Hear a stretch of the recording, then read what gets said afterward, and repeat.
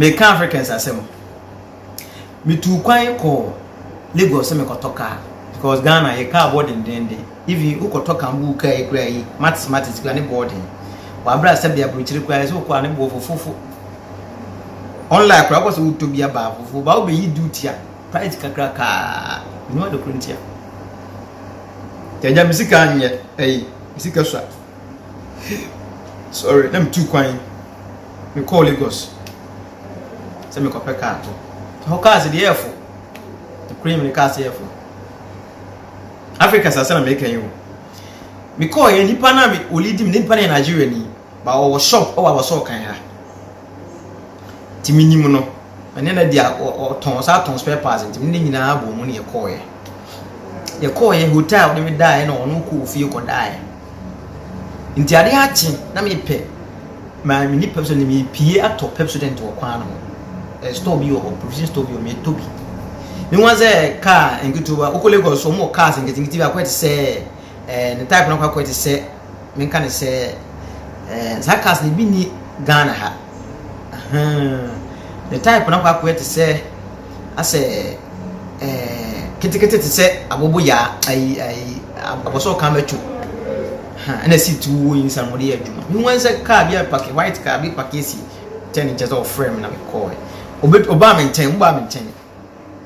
mutu tatu the me no ina dika no police ni I'm say where is my passport and I'm say I want me room I didn't man van passport han kasa san say you are taking you to the station I'm say mama me feni para me ne bae na me nyi pa boni ni ade na betoye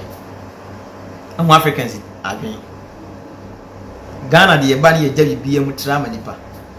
me say omonim nante ya police phone no pani tim body for makoma ko fo asese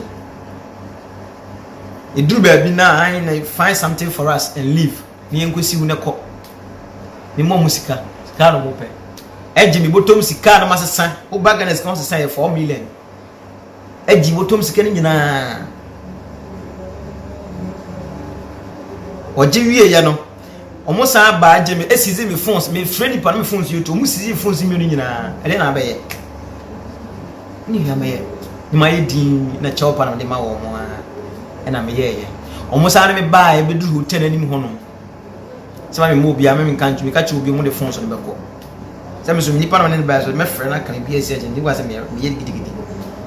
ne hwa me ye din na o ma ba ko sa kan me ho se ye nko inside this kana o de ma me de ma ni swa Nigeria for police for no krono kwa Africans Nigeria police Emma ba ko sa kan me ho ne me call hotel inside me passport kire no me yellow card paper sa kire no e ji cities na cities aka moto me 100 Ghana esa ji cities ne kan ho owie na phone so mo car ne mo ba ko na aka ho ne de ko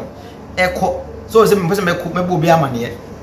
kan ho ye ko no di 20 kan nim na ntem ye ko no ma se me act se ne bibia nsiem so you must no go me pemi nkwan me do bi ma so enke ye ma ye tim se bi nkani ma wo fom a ka me tu kwa ko mu aso kotoka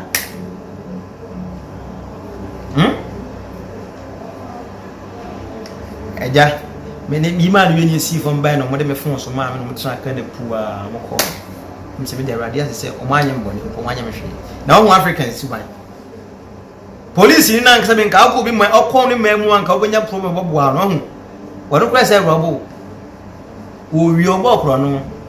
no ma na be da koso be de na Africa ya koso obetia bo ti be bi ni si yaku Nigeria ni yaku wei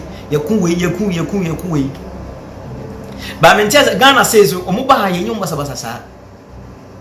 ento mo pe Ghana tena ento ko mo ngo hade the Africans we are so wicked ye security nyina ye wicked mo ya ho ate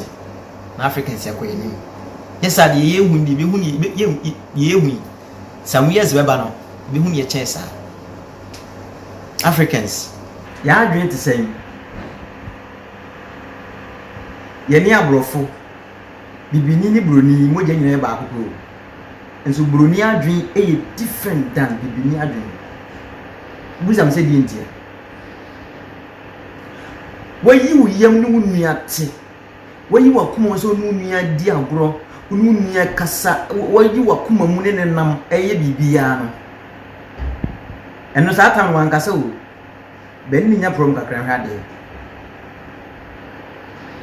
obe sell poto obe ton afi no be cake ensema kase di wo me die ni na wo ni masete so wo kun ye crucify amuni ye yabra kwate African no ni yabra kwate amusi ye nyi wunua tete ni mo wuri manya sika so odi ye bibi no odi amene nua se bia me nua me toka me towe enti me sira me sika ni swa enti me tutu na kraka na wia eduru ma ba baje no hunu se wajimi wo di sika no wo fe no kan kwa asam kire wo ahu se o mane nkoso wahu ye wiye braye bre mo ska be koso nyes kasa ko me hu se ya adwen de etimi nyina ya adwen fi bibini adwen de etimi nyina ya adwen fi adwen wo etim no minim ade a memfa tusu he ohene minia wudi bayi ni peyi no fato aboa na ye no daachi na so ma so mo awe so ba bo ni pa na sani no fato aboa na ye no so ma so mo Africans we are so wicked ye ni bradie ye moye nua no boni e we trim mi hu de mi fa suma Africans kra mi nim de saneti wa kwasi boni ku mo so de mi nim de de saneti a nka meka se nka be de na bibini ya kase wo tu kwan akọ boni ku ma ko pa adwuma ye sadi ya shem so ache pa eye mi yase mi an kasa mi hu nipa e wo ye tuntum wo ye aburo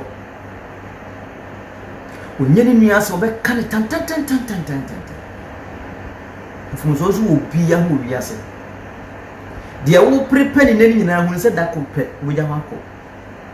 de obi abre ni mo je ni dia ma se bi ma na wa disika no hu se one day we film akọ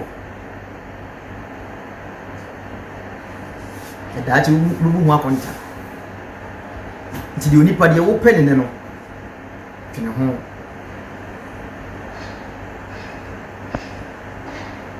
twene ho yi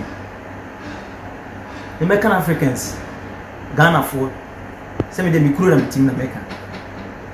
ye so wicked mi obi nye bia nka me nka se da wutimu se wa bre wo pan nya sika dia ya ade minima de wo yitirim eye me yase onyankopon kora wa ma ye hu adwen wo nua bitirim sa de bita adwene hu no se nkoma ye wu ni pada sen na mo nka me se beti wo ne nka me hu se me nimi nua di agoro hu adwen papa se ne wo ntirim ya ensesa ana ebe sesa enke ya twene ho obi nyobi no ane bone nze ne hwe bone akese Africans are so wicked. He is so wicked.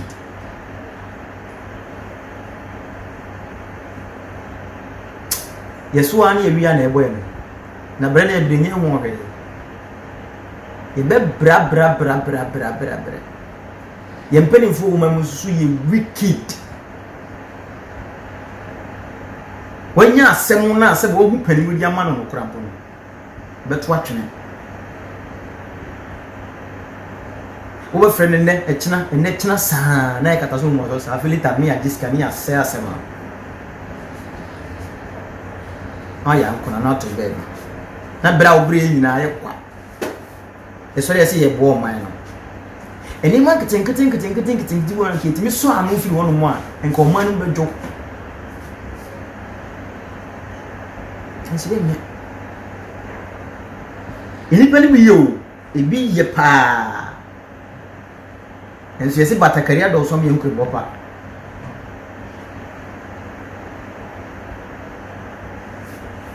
omwa ye wate empelifo ni pe bobo nya bi na wudi ama nya bi ni mo nya sika ebusuo mo ye bi ni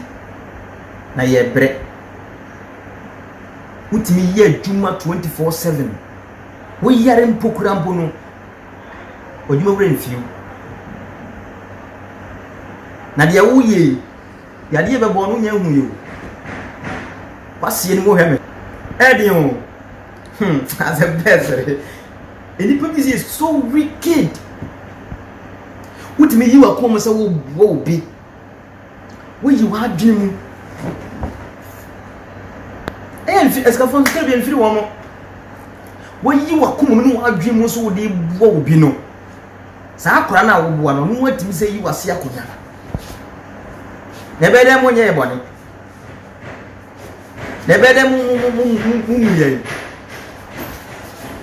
uyen ni panya Africans are too wicked.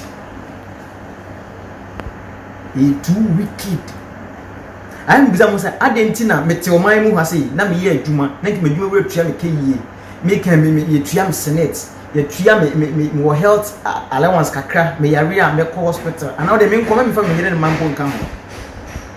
me yare me call hospital na me matomia ka me tuka akopɛ de obi man so akobre fie nua no mo kala ba no fie nkofo ka Kuwait fie nkofo ka hen aho kire bi ntia wote he o no tie oye ska akra de ma connection man so bu no okoto ntwetwen leba no enehwe aka country osu se ye mwa ye mwa no yesu ye tie ye mo yu ye bere papa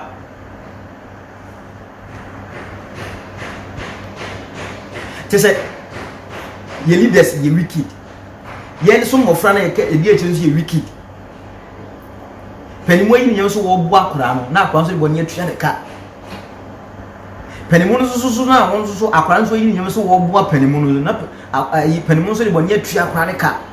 enti ye nyina no we twa boot for boot na ayi o man no de be de yakoso na ye me ya ade bi ye me ya wo wi ase se wo nwa branch wo so bo bra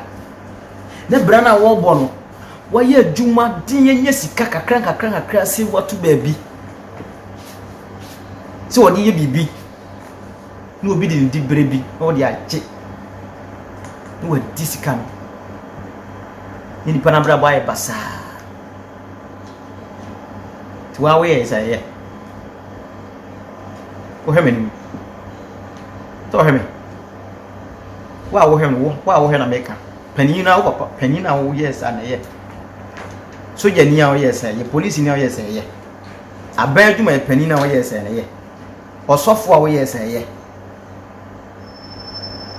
adwuma panina wo yes na ye anwo ni mo de siwo so afere munni bonesa na mere be so mo bia mu wo sika ya de ibe memu se nipa bi ye wicked sika mo onye bi ni o nse muntimi muaye obi dai kaso a na ya asem ifi we hu ni mo ba na ye problem nso oye dwuma woni pani oye dwuma ma skani bi o fini da ni na me family ma obi a ye de ma ye nyina ye ho say Africans we are so wicked yen change ya adwen no e be ye yamai wan tukwa no trauma ye mo bitima yiye akwara change na adwen panimu change na adwen no man be yiye se nyire eja adwen ejai boni ni na ntitwa se me twa we na ntiri ma se we me se we de yaji favor me se we de yaji di bre ejai a o man be ye one kuro ni be yi sisa be yi yamai ye bre na bi de jan